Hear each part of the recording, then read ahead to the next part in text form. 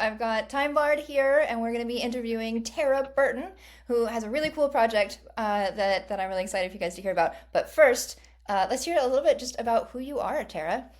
Uh, Hi, so delighted to be here. I'm so excited to come to Vibecamp after many years of hearing people I know rave about it in every sense of the word. I am a novelist. I am a theologian. I am a culture critic. I study beauty and magic, and I'm excited to go to Vibecamp for all of the above reasons. Um, Holy shit. That is really cool. I bet a lot of people, maybe when they were kids, were like, "Oh, I'd love to just study beauty and magic." How did you wind up in a position where you are able to do that as an adult? uh, I have no idea, but the official trajectory goes something like this. I wanted to go to drama school. I studied theology as an undergrad, but I kind of dreamed of doing experimental, immersive theater. And I had a place to go to drama school in Paris to study clowning at Jacques Lecoq.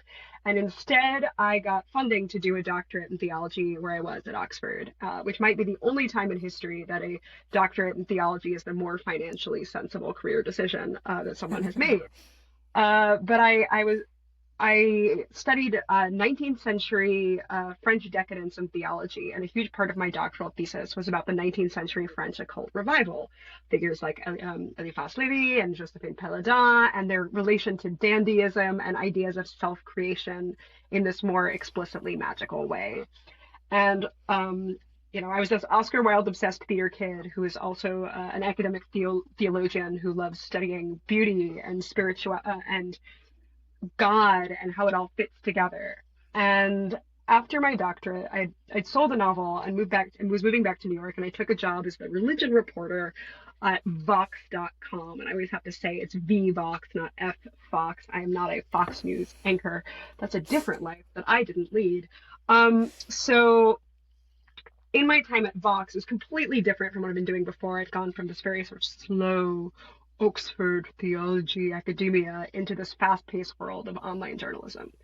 But what people wanted me to write at Vox, because this was very much the age of the dawning but the spiritual but not religious, and also Vox's audience at the time tended to be like millennial, coastal, maybe not as interested in stories about the Catholic Church, really wanted stories about yoga, meditation, witches.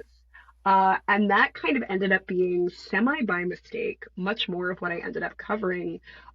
Although, other than like, oh, Trump tweeted something about Jesus, quick hits, but the actual, more of the substantive work I was doing was around the witches who hexed Donald Trump in 2017, for example.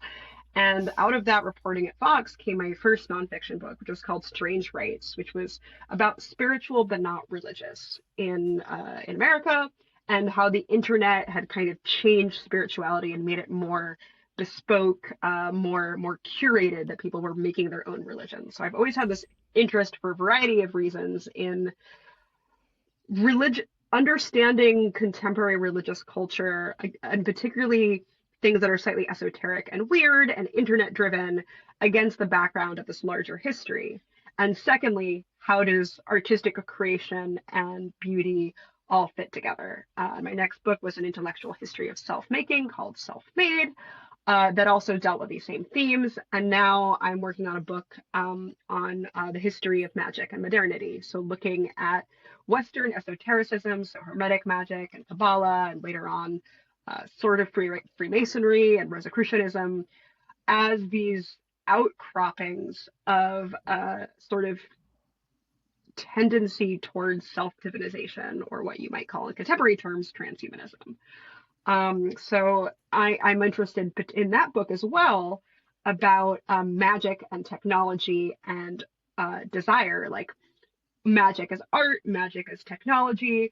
Is language magic? Is any technology magic? What distinguishes a magical technology from a non-magical technology? Is magic just the religious language we have around technology or language?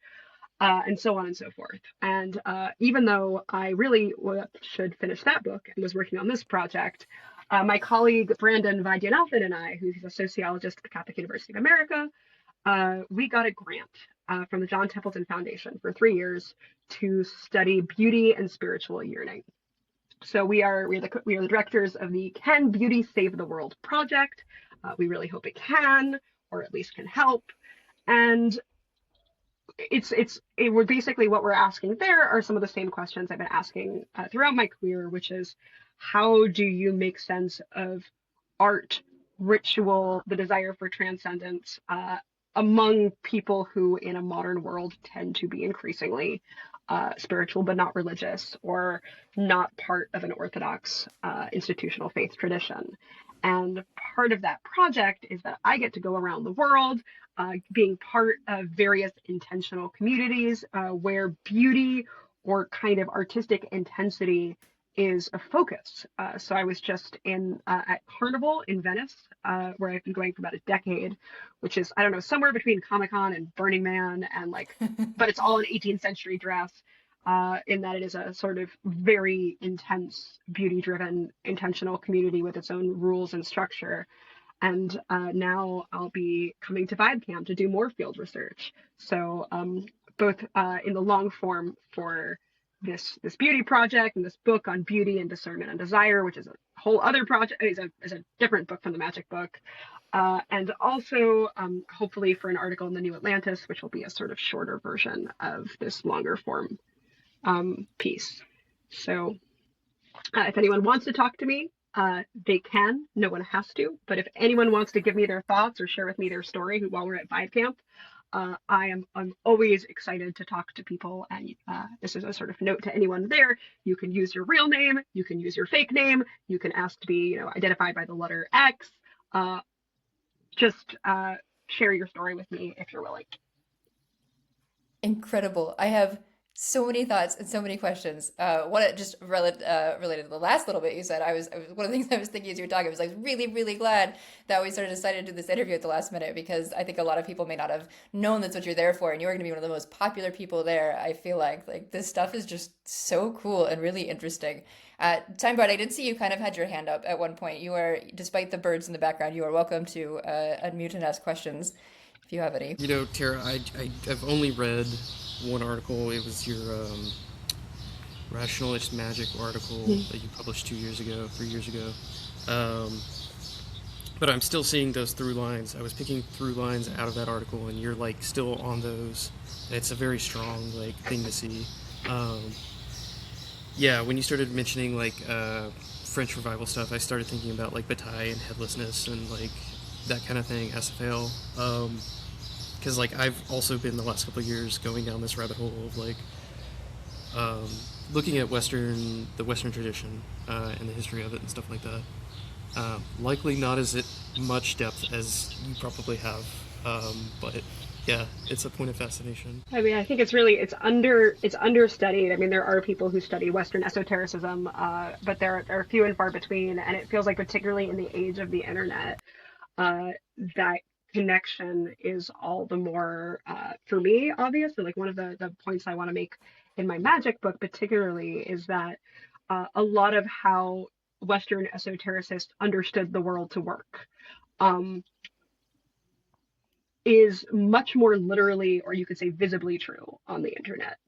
You can literally trace somebody's desire and attention charging a sigil, in the sense of literally, if you are paying attention to someone's meme and you're liking it and maybe even re-upping it, whether it's retweeting or what have you, it's going to get more and more powerful. And the more you're looking at it, the more you're repeating it, the more the likes are going to make the algorithm show it to other people, the more powerful it's going to get. It's going to have the snowball effect. And so there's a way that you can kind of literally see desire and attention as these energies that have concrete real world results. And so one of the ways that I think you can put it in the book is whatever you think about this, the spirituality of the material world, on the internet, magic is real.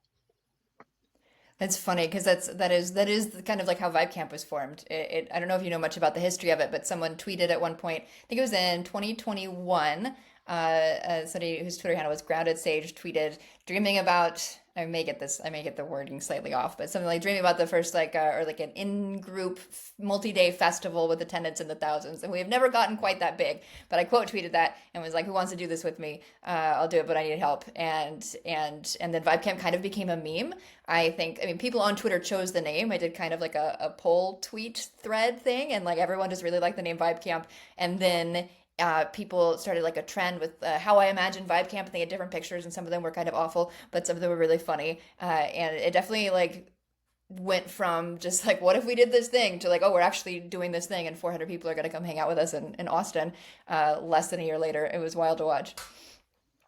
Before we dig into more stuff, I'm really curious, what are some like the weirdest things that you learned about aristocracy and I mean, magic? they're very tied together. About aristocracy and magic. Or is that what you said Yeah. was like the 19, yeah? Oh yeah, the French occult, yeah, the French occult revival.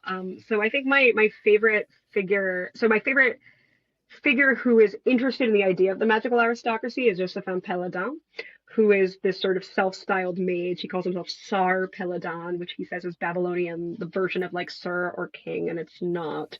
Um, is the way in which this aristocratic pose, this idea that magic is, or the being a magician, being a mage, is a kind of bringing you back to this ancient hierarchy. And there's, later on in particular, there'll be some racial elements introduced to that.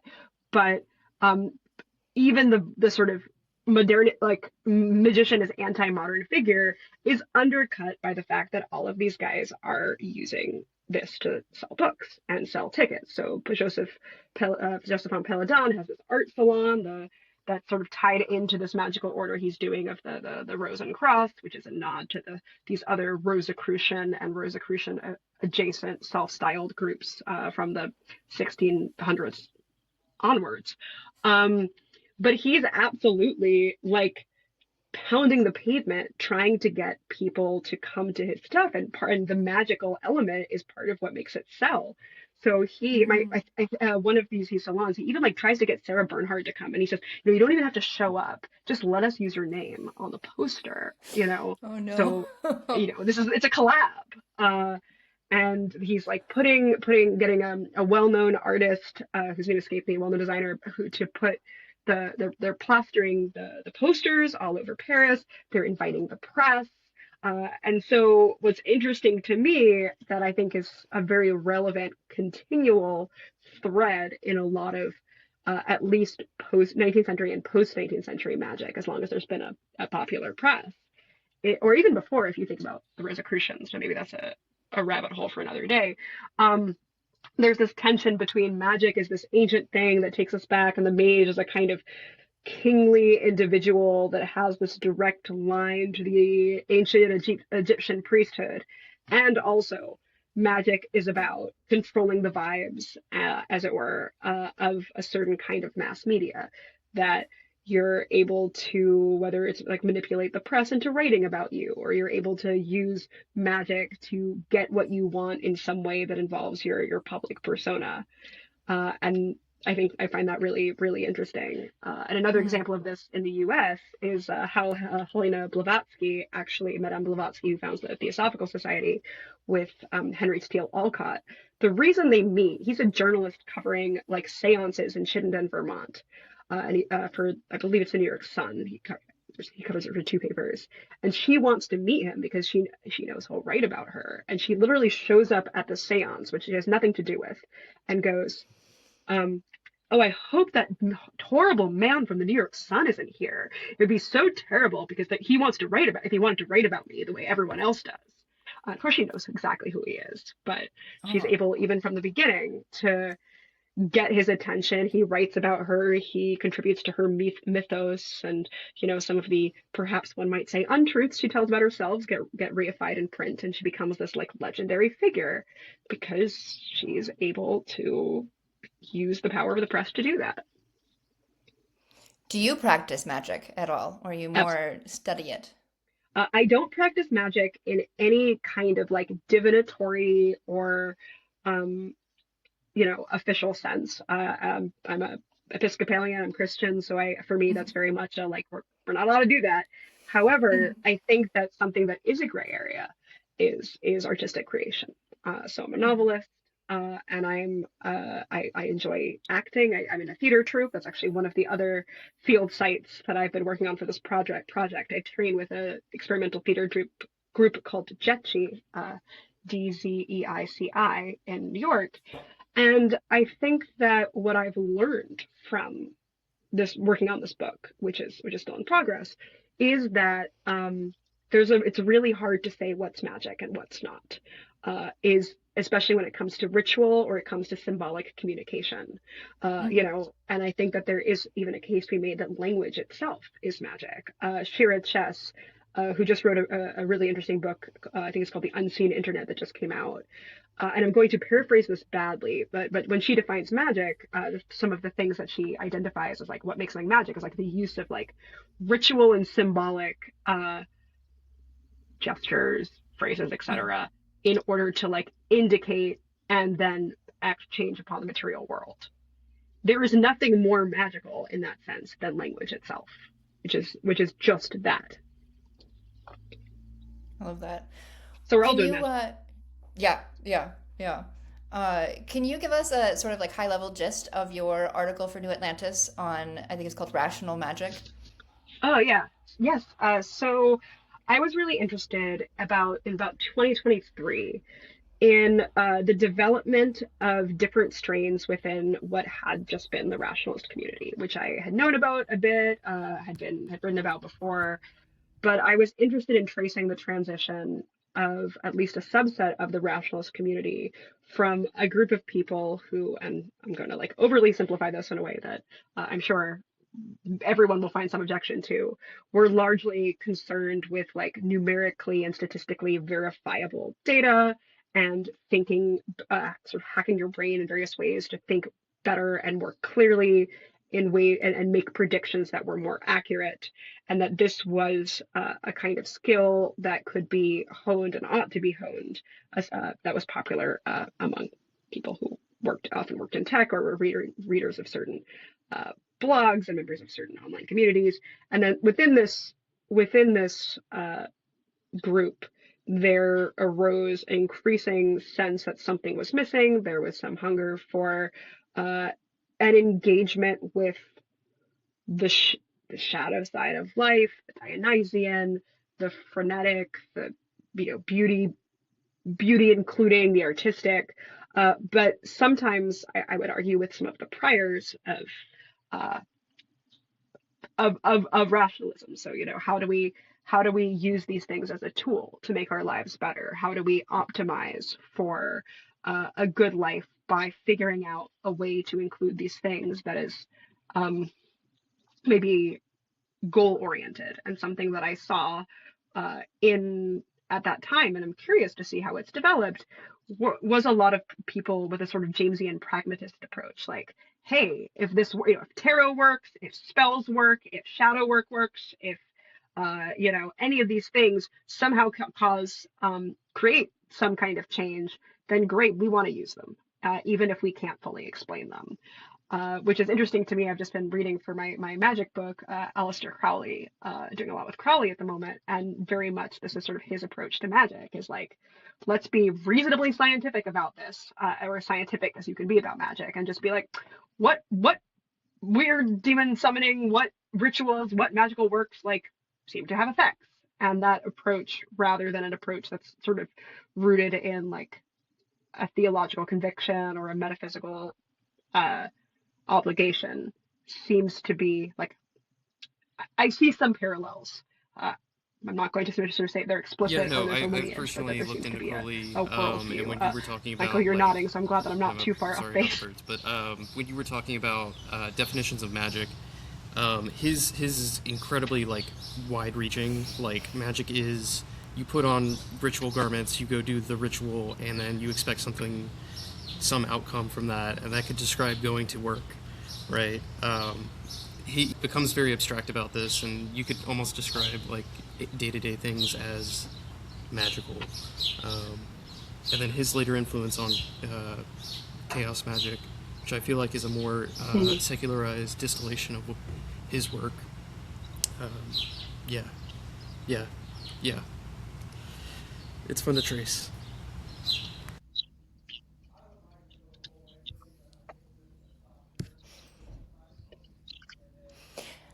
And okay, so you've got the magic book you've kind of been working on, but now you also have this whole other Can Beauty Save the World project. Can we hear a little bit more about like how that got started? Kind of like what I know you're writing a book for it, but there are other you guys are doing events, you're doing Yeah, other yeah. things. Like what all? Tell us more about that. All right, yeah. Two books as it happens, insofar as the magic book is being absorbed into the beauty project, because Oh so wow. much of so much of the my magic book is about also like vibes and desire and like how are you able, again, the sort of mass media example, like how do you pull somebody uh towards you using Hmm. language and image.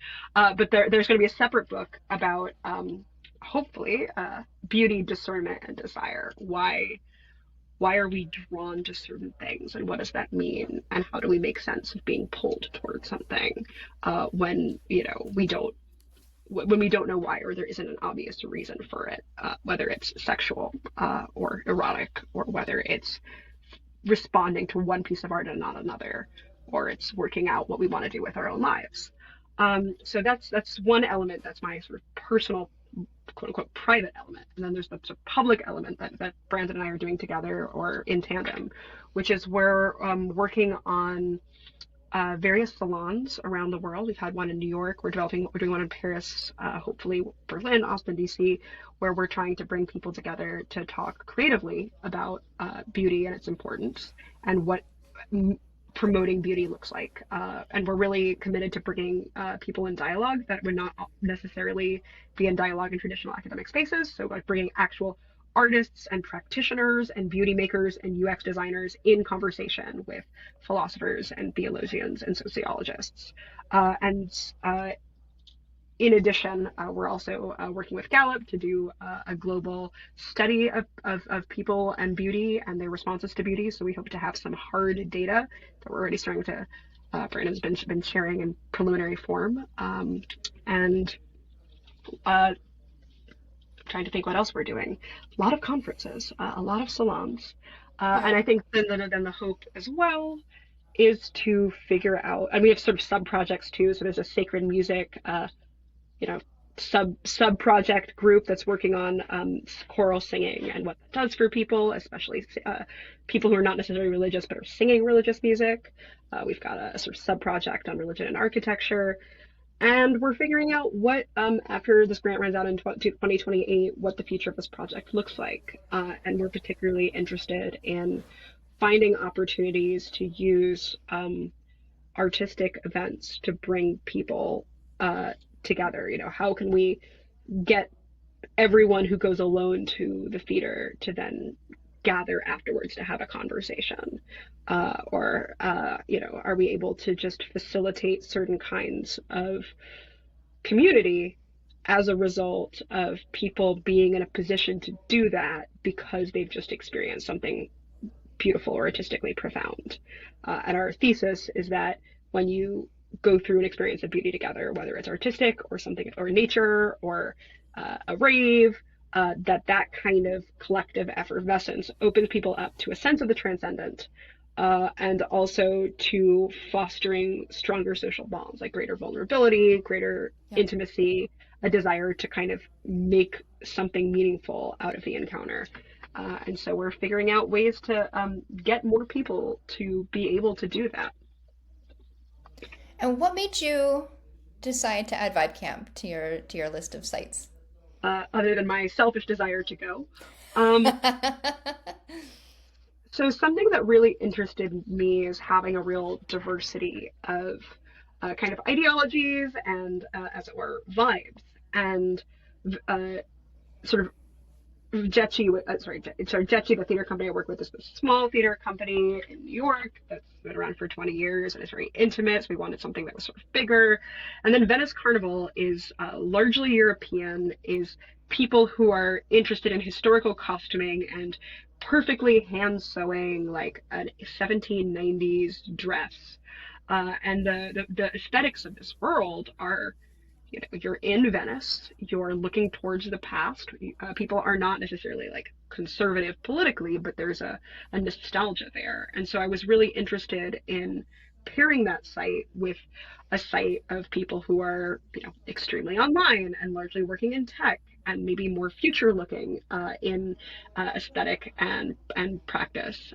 Although I wouldn't be surprised. Who knows? Maybe there's like one other person there who's been to both Vibecamp and Carnival. There was at some point in Carnival has a couple of like San Francisco ex-goths that did go to early Burning Man, so it may be that things come full circle.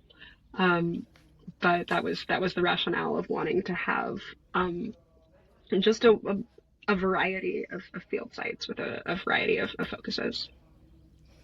Has anything come out of the conversations and work you've done so far? Are you guys starting to get a sense of how beauty can save the world? Yeah, so the fact that it's basically people talk about people have trouble finding beauty. So everyone, the thing is people have this like vague sense of what is beautiful. And they'll be like, this is beautiful and that was beautiful. And their faces will light up and they'll get very excited. And it's clear that beautiful doesn't just mean like, I like it. It means something like, I think that it is like good and like it appeals to me and it is good and it fills me with a sense of joy. So it's like, it's true both that the word beauty is vague and also that the way people use it seems to indicate something about a value set that's not just like there's not a lot of people being like, I find this so beautiful, but I know that it's more like morally terrible, or like I find this so beautiful, but it's also a lie. There's a sense that like I find this beautiful is a designator to like it is pulling me in and it's good. But what I think is interesting is that people, when they talk about their experiences of beauty, really all fixate on very different things, and they're always childhood things. And often the like language is not totally unlike that of like people talking about like sexual self-discovery, and that it'll be like, well, this one day when I was 12, I saw this woman and she was wearing like these really high heels. And from that day forward, I just love the shape of like a woman's foot in this. And, it was a woman who was saying this for whatever, she was not saying this. She was saying this as someone who like came to love going into fashion. But everyone had some memory of something from childhood where like some encounter drew them in and set the stage for whatever the version of their lifelong obsession was. Whether it was red lipstick or one person's really into 1790s furniture and art and costume, not 1780s, not 1810s. He was very like, nope, it's the Directoire era and only the Directoire era. And like, if you make me, I guess I'll make a costume from another era, but I don't really want to because I only like Directoire stuff. And so that specificity is what really interests me. Yeah, that's fascinating. I'm curious just from like an operational standpoint with these salons you're doing. So I went to the one that you guys did in Montreal, which I found super inspiring and really interesting. And I remember during that one, it was a lot of conversations kind of trying to define beauty. Are you building on that with each salon? How has that ended up turning out in practice? So the one you went to, which was the big kickoff, was like a large conference, which is awesome, but we do not have the funding and resources to do as many of those.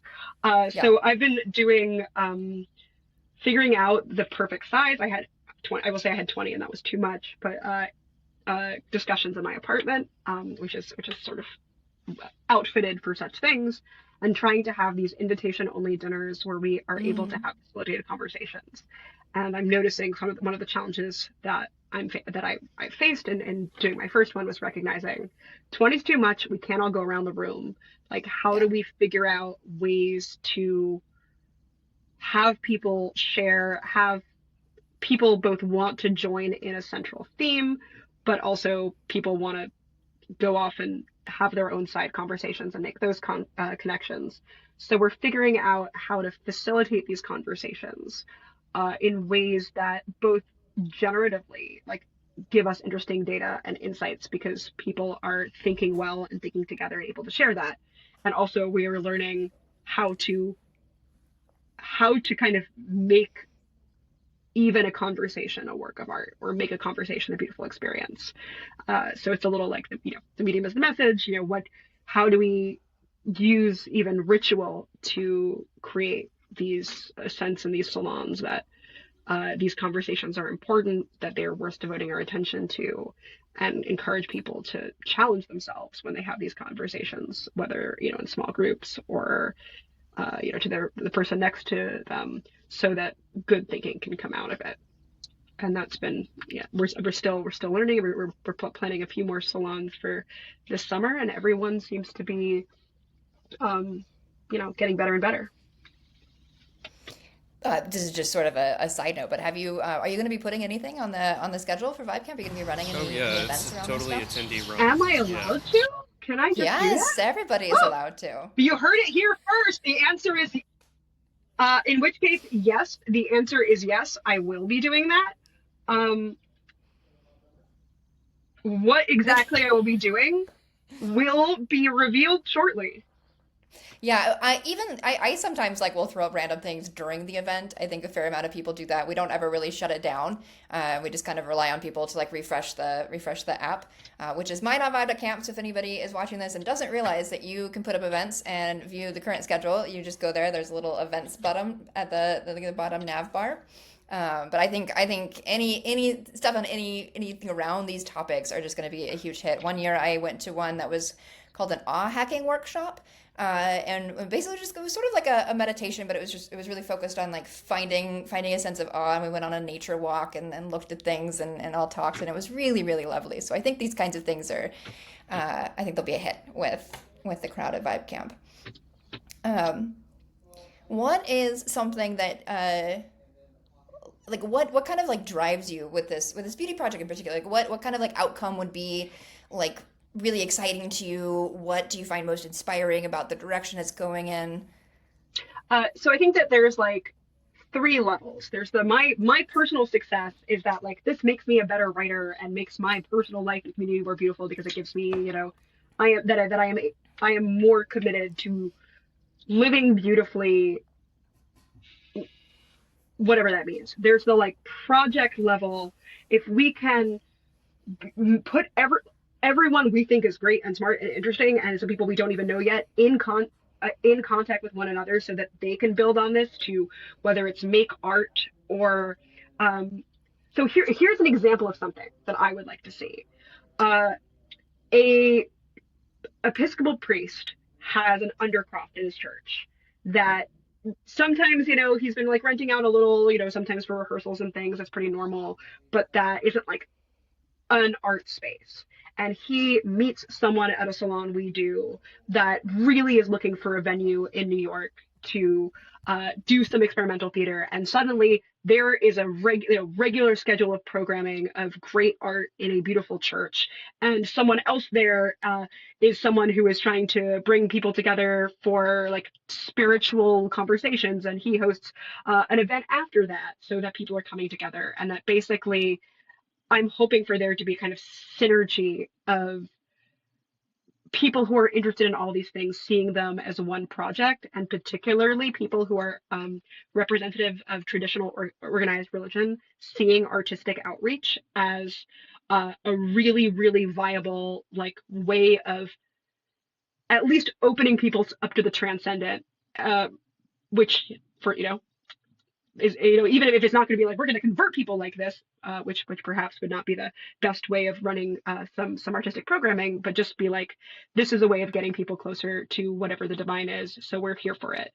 And then the kind of big national level goal would be people in a position to like significantly move funding at whether it's like big arts grants or big building grants, are start to think that there is really something to this whole beauty thing, and that this sort of move, in this very optimistic scenario that I'm drawing out here, that this helps to move the needle towards arts funding and a kind of creativity about space usage, particularly in cities where there's some that's often at a premium, where it's seen as like a a precursor to a civic good that I think people from a variety of political perspectives can agree on.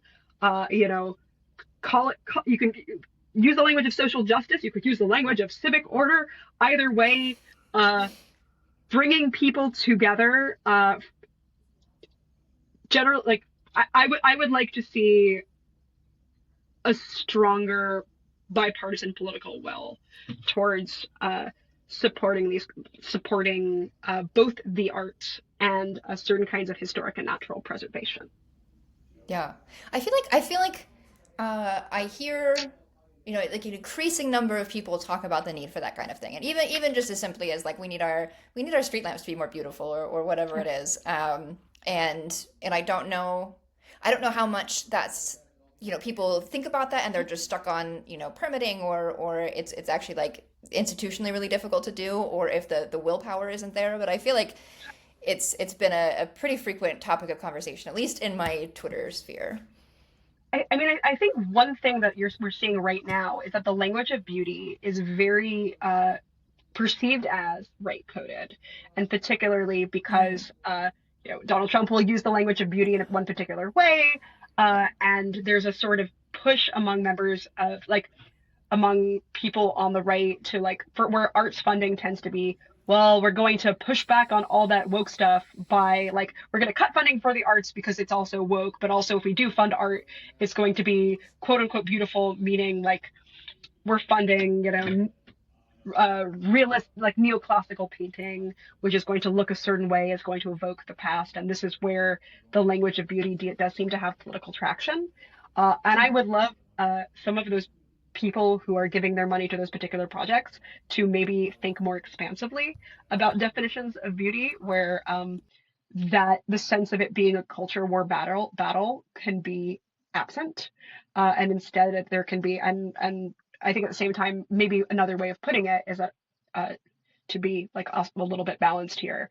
I think for a long time on the left, art has been celebrated as a vehicle of social change, and has been sort of celebrated as a vehicle for like certain kinds of justice, where the language of beauty maybe was not as important because the like purpose of art was to kind of provide certain kinds of representation and experience. So a question then is like, how do you get someone who wants their play, a particular activist play to change the world, and someone who is funding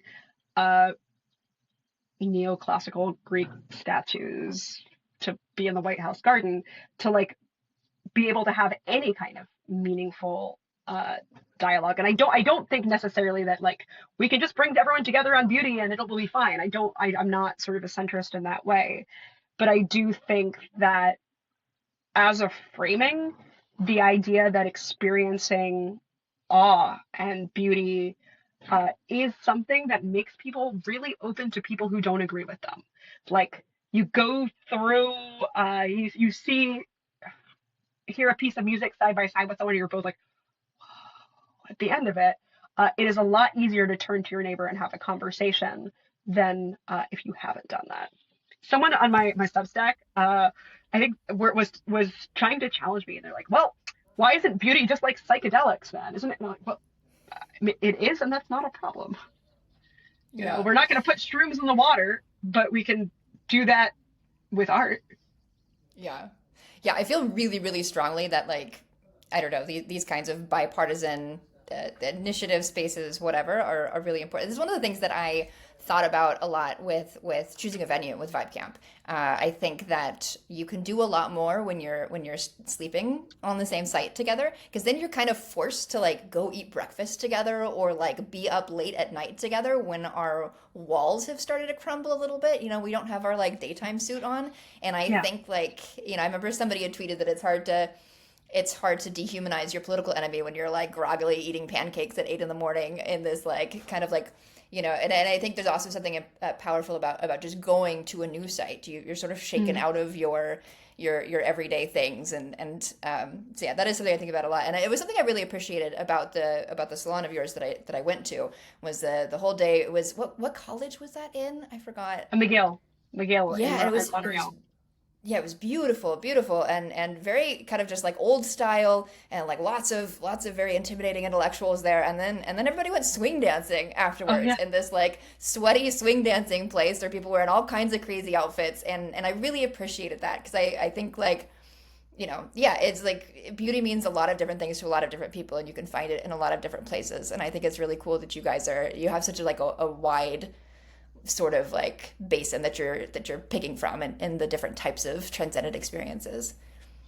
Yeah, I'm definitely excited about it. And there's definitely people that I've been fortunate because of like the weirdness of my own life to be gotten to know and care about a lot of different kinds of people. And one of my favorite parts of this project is like bringing people together that like would not necessarily be in the same room. Like, let's, Yeah. find a Jesuit priest and bring him in dialogue with like a burlesque dancer, and let's have someone who's really into the history of raving talk to like someone who actually the Episcopal priest is probably pretty into dancing too, so maybe that's not a good Episcopal priest you can find him anywhere. But like, and I think that often like bipartisan, like quote unquote bipartisan spaces often that means one very particular thing, or it can be just like, well, like we're going to get a red person and a blue person together in the room, and I think that it is kind of generative to like something that I've found in my work, and like, and I say this as like a believing Christian who has my own commitments on this. I do find that uh, when you're like so many people are spiritually curious and they're good faith and they're like often have misconceptions, I'd say like fairly won misconceptions about like what faith is or religion is because they've been like harmed or traumatized by certain churches, and to be able to be like, yeah, like you're looking for this thing and we're looking for this thing, and we like there are disagreements on what that thing is in practice, but that this is like a worthwhile search, and that like we are trying really hard to unpack the most important questions possible. Like I think that framing I have usually found, like I've rarely found that framing to end as disastrously as it might otherwise be, to have like such a variety of people in the same room, as long as the norms are established that like this is a place to be generative and open. And I think, yeah, art and experiences of beauty, nature too. I'm a New Yorker, so the nature stuff I admit is a little more foreign to me. I didn't really know the difference between like a cow and a goat until I was 25. But this is yeah, I think this is what the kind of stuff that excites me. Yeah. It sounds like there's like a real thread of optimism running through this about the future. Would you agree with that? Maybe. I'm so glad I hadn't thought of it like that. I think that I am, in many ways pessimistic about the future, and I have, Hmm. I err on the side of being an AI doomer, but although my views on that are a little more complex, I hope. But I think that if certain elements of like if a lot of the written word is something that we are going to as a society outsource, maybe not great art, but like the business email, Mhm. we are going to be very much, people will seek out human connection in other ways. And if we do not have the sense of trust in one another's authentic voice, or that we're having a one-to-one communication, particularly online or through written communication, I think we are going to be even more hungry to find ways to do that aren't or like that aren't AIable.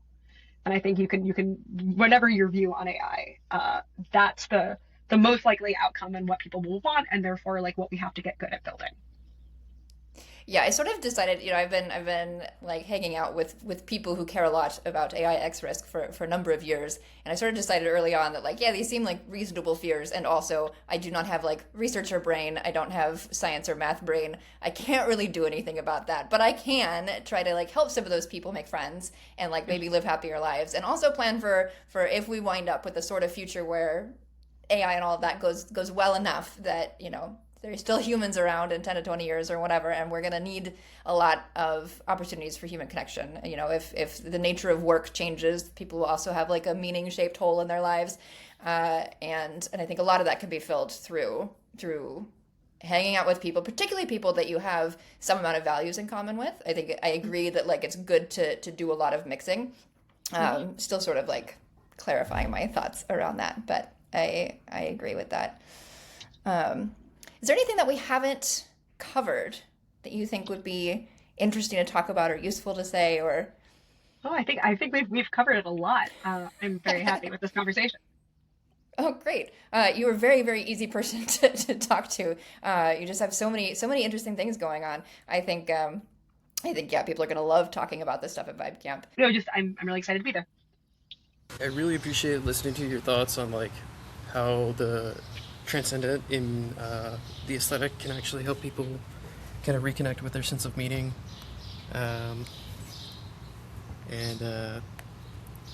This is kind of a thread I think the Theosophical Society kind of got into in the modernists, where like I like Mondrian a lot, and he was like really big on that. And then yeah, I'm really interested to read more of your work, honestly, because like you're connecting something around like 200 and something years worth of like ideas. So yeah.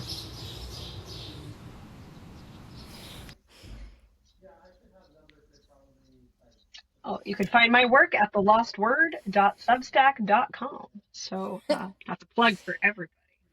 That was actually going to be my next question: is where can people interested in this stuff find you? So that was great.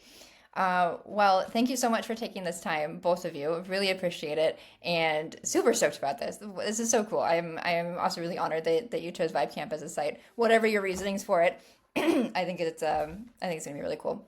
So Awesome. Thank you so much. Thank you.